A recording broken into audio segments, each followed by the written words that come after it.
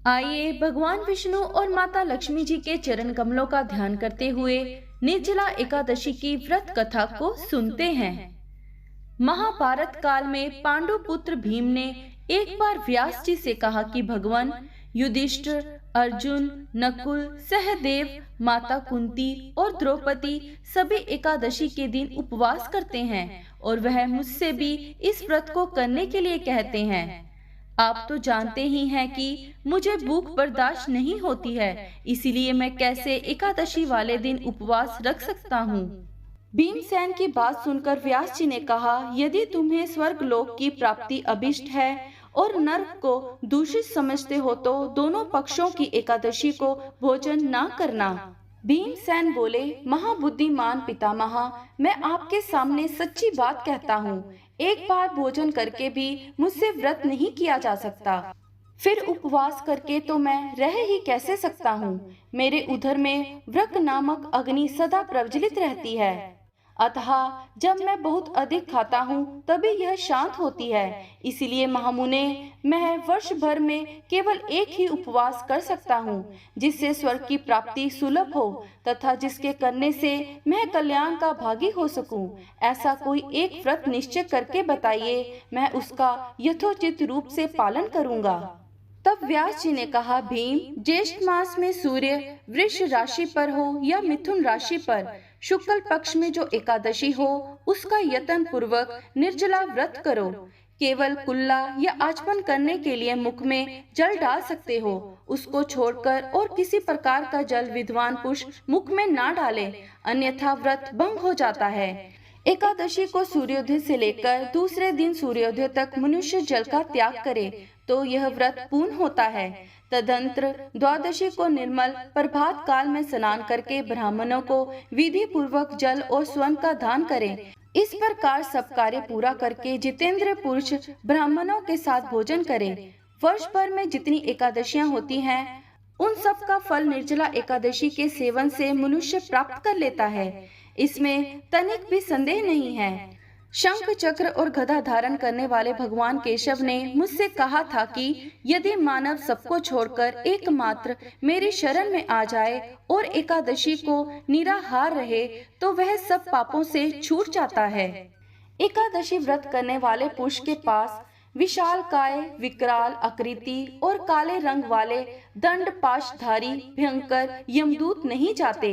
अंतकाल में पीतांबरधारी सौम्य स्वभाव वाले, हाथ में सुदर्शन धारण करने वाले और मन के समान वेगशाली विष्णु दूत आकर इस वैष्णव पुरुष को भगवान विष्णु के धाम में ले जाते हैं। अतः निर्जला एकादशी को पूर्ण यत्न करके उपवास करना चाहिए। तुम भी सब पापों की शांति के लिए यत्न के साथ उपवास और श्री हरि का पूजन करो।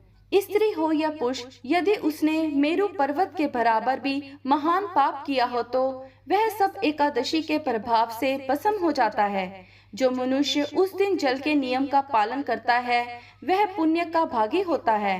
उसे एक एक पहर में कोटि कोटि स्वर्ण मुद्रा दान करने का फल प्राप्त होता है। मनुष्य निर्जला एकादशी के दिन स्नान दान, जप, होम आदि जो कुछ भी करता है वह सब अक्षय होता है। यह भगवान श्री कृष्ण का कथन है। निर्जला एकादशी को विधि पूर्वक उत्तम रीति से उपवास करके मानव वैष्णव पद को प्राप्त कर लेता है। जो मनुष्य एकादशी के दिन अन्न खाता है वह पाप भोजन करता है। इस लोक में वह चांडाल के समान है और मरने पर दुर्गति को प्राप्त होता है। जो ज्येष्ठ के शुक्ल पक्ष में एकादशी को उपवास करके दान देंगे वह परम पद को प्राप्त होंगे।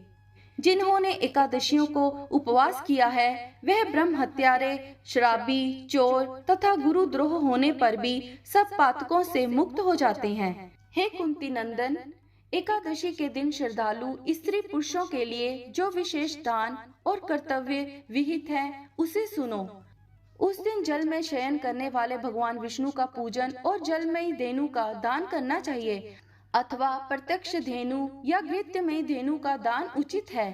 पर्याप्त दक्षिणा और भांति भांति के मिष्ठानों द्वारा यत्न पूर्वक ब्राह्मणों को संतुष्ट करना चाहिए। ऐसा करने से ब्राह्मण अवश्य संतुष्ट होते हैं और उनके संतुष्ट होने पर श्री हरि मोक्ष प्रदान करते हैं।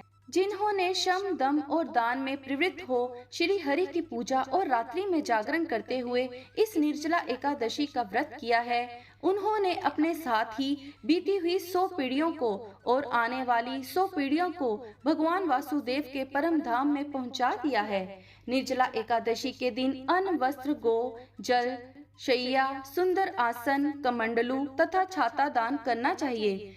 जो श्रेष्ठ एवं सुपात्र ब्राह्मण को जूता दान करता है, वह सोने के विमान पर बैठकर स्वर्ग लोक में प्रतिष्ठित होता है। जो इस एकादशी की महिमा को भक्ति पूर्वक सुनता तथा जो भक्ति पूर्वक उसका वर्णन करता है, वह दोनों स्वर्ग लोक में जाते हैं।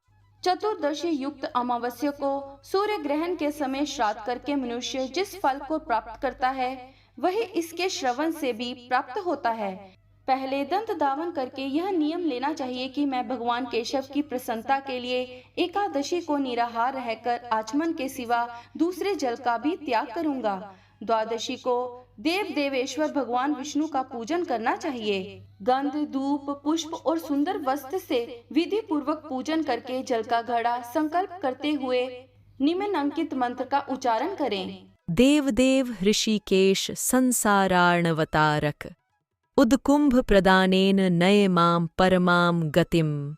संसार सागर से तारने वाले देवादेव हर्षिकेश, इस जल के घड़े का दान करने से आप मुझे परम गति की प्राप्ति कराइए। भीमसेन, ज्येष्ठ मास में शुक्ल पक्ष की जो शुभ एकादशी होती है, उसका निर्जल व्रत करना चाहिए तथा उस दिन ज्येष्ठ ब्राह्मणों को शक्कर के साथ जल के घड़े दान करने चाहिए। ऐसा करने से मनुष्य भगवान विष्णु के समीप पहुंचकर आनंद का अनुभव करता है। तत्पश्चात द्वादशी को ब्राह्मण भोज कराने के बाद स्वयं भोजन करें। जो इस प्रकार पूर्ण रूप से पापनाशनी एकादशी का व्रत करता है, वह सब पापों से मुक्त हो अनामय पद को प्राप्त होता है। यह सुनकर भीमसेन ने भी इस शुभ एकादशी का व्रत आरंभ कर दिया। तब से यह लोक में पांडव द्वादशी के नाम से विख्यात हुई। यहीं पर निर्जला एकादशी की व्रत कथा समाप्त हुई। बोलिए विष्णु भगवान लक्ष्मी माता की जय। आप सबका दिन शुभ रहे। धन्यवाद।